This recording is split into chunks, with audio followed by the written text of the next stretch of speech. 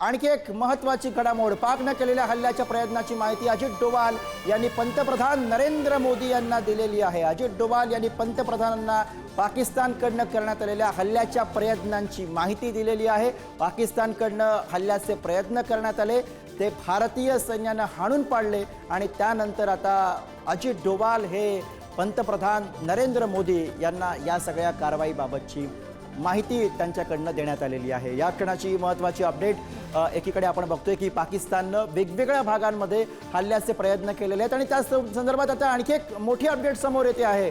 पाकला जशास तसं उत्तर देणार एस जयशंकर यांची प्रतिक्रिया येते। परराष्ट्र मंत्र्यांनी पाकिस्तानला थेट इशारा दिलेला आहे। परराष्ट्र मंत्री एस जयशंकर यांचा पाकिस्तानला थेटपणे इशारा, पाकिस्तानला जशास तसं उत्तर देणार।